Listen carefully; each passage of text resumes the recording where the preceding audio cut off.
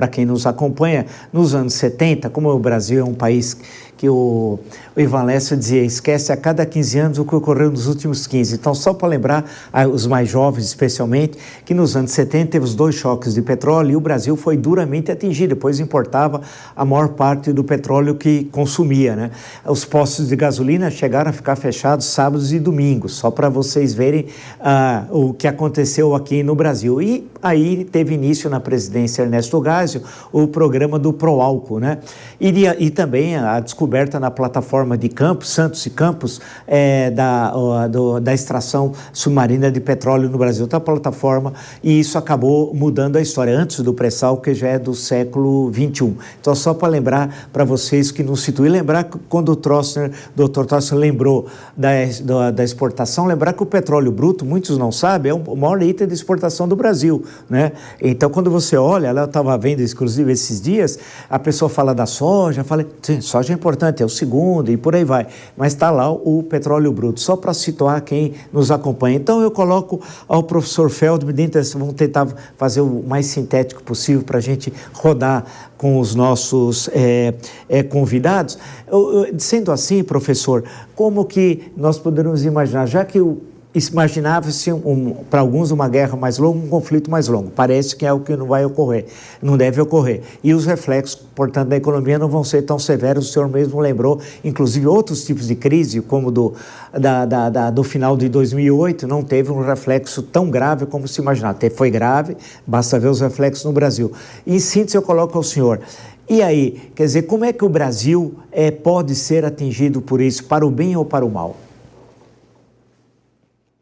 Veja, Vila, o Brasil está diante de uma oportunidade incrível que nós nunca tivemos. Temos que saber aproveitar, porque nós somos o campeão mundial de perda de boas oportunidades. Desta vez não podemos perder. Por quê? Porque o futuro energético do planeta será baseado em energia solar e energia eólica, que vem dos ventos.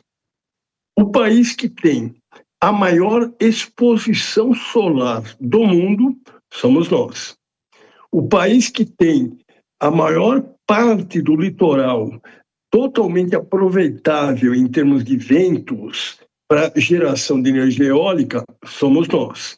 Então, nós podemos ser o grande produtor, já somos, de energia que vem de formas naturais no mundo.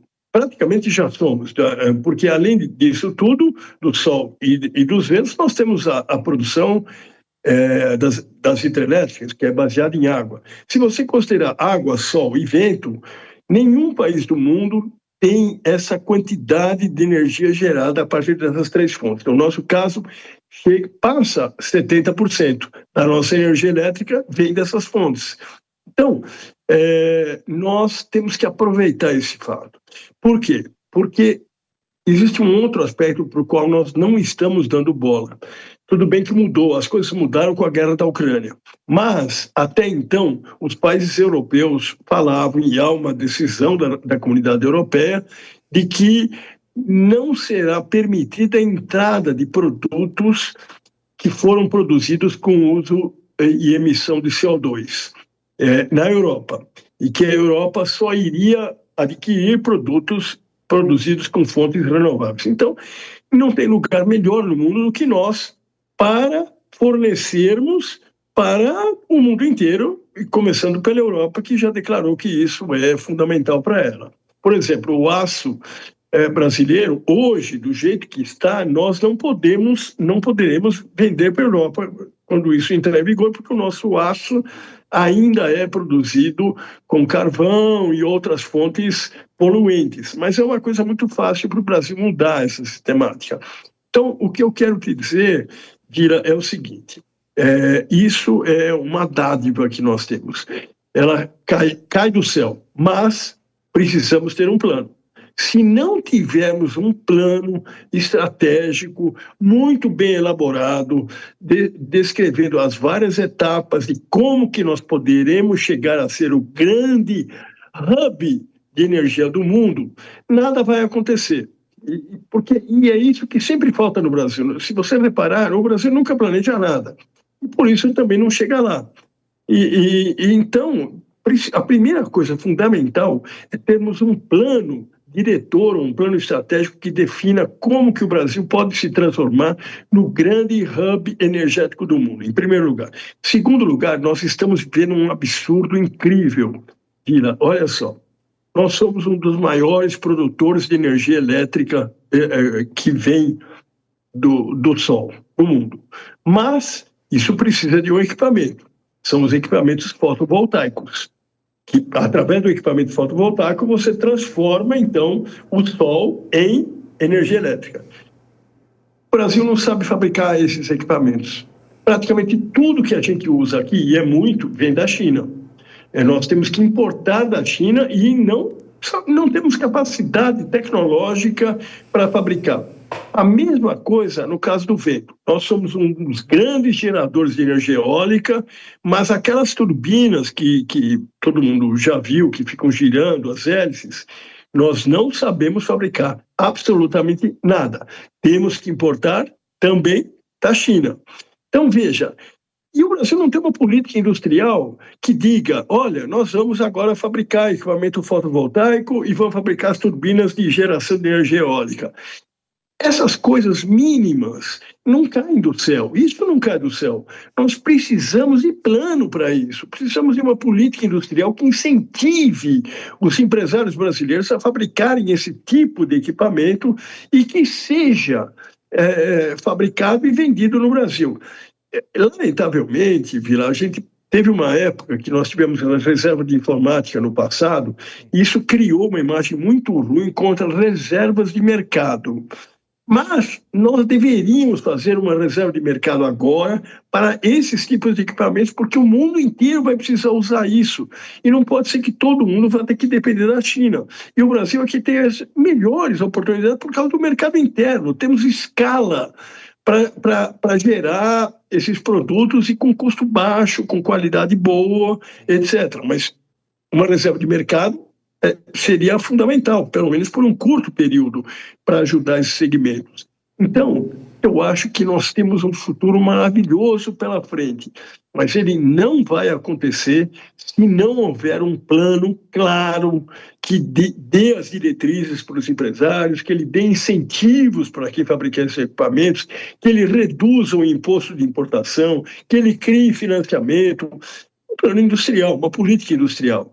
O Brasil não tem essa cultura de planejar. Se você reparar, nada é planejado no Brasil.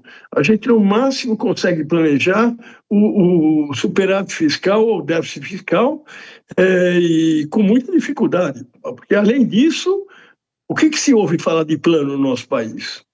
Nada. Nós não planejamos nada. É um país que não planeja, não tem futuro.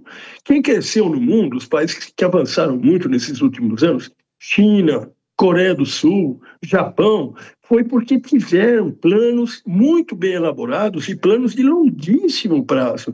A China faz planos estratégicos para os próximos 30 anos e fiscaliza o cumprimento do plano. Então, é isso que falta para o Brasil. Quer dizer, seria uma pena se novamente nós perdêssemos uma grande oportunidade. Mas, infelizmente, estamos em vias de, porque não se fala em plano disso. Ninguém fala. E sem plano nós não vamos chegar a lugar nenhum. Sim. Justamente nessa questão, Dr. Trosser, colocada pelo professor Paulo Ferdo, para a gente fechar nessa conversa de hoje. Dá para ser otimista? Eu sei que é fácil perguntar, para onde nós vamos? Quer dizer, nessa conjuntura nova que nós estamos vivendo no século XXI, alguns sentem saudades da Guerra Fria, que era tudo mais simples, afinal, viu, União Soviética e Estados Unidos, agora o mundo é muito mais complexo, a economia brasileira também é muito diversificada, não era do passado. Dá para ser otimista? Eu acho que dá, sim, tenho certeza que dá. Eu acho que tem que mudar um pouco, só contrapondo o que o Paulo Feldman falou. Sim. Primeiro, a gente tem o setor agrícola, Embrapa, mais uma série de infraestrutura, quer dizer, algo que dá certo no Brasil, né? Deu certo. Então, eu acho que Tem a Embraer também, outro exemplo de planejamento que dá certo. O Brasil exporta aviões. Eu acho que nós temos que fazer alguns ajustes, né? Primeiro, eu acho política cambial.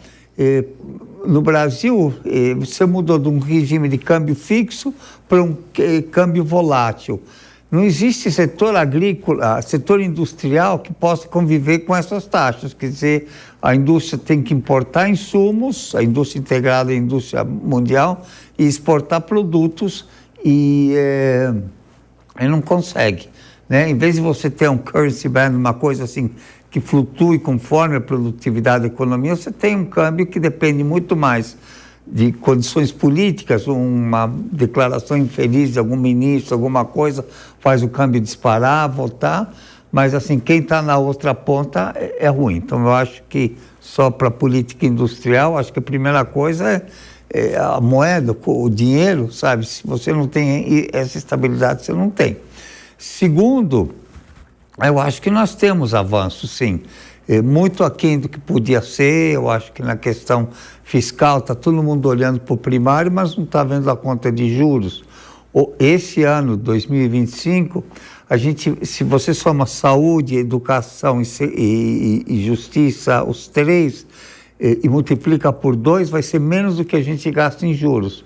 A gente tem que olhar para a conta de juros melhor. Tem gastos em juros que a gente não precisaria ter. Por exemplo, custo de carregamento de reservas, depósitos compulsórios remunerados, uma série de coisas. Então, acho que a gente tem que olhar um pouquinho mais. Concordo com o Paulo que tem que fazer ajustes, mas esses ajustes podem ser feitos e o Brasil pode crescer mais. E eu acho que o Brasil pode mais. Assim, eu acho que é questão de, sabe, aquela vontade. A gente está vendo a Copa dos times de futebol e, assim, mais do que técnica, qualquer coisa, é aquela vontade de ganhar. Está faltando um pouquinho disso no Brasil, né?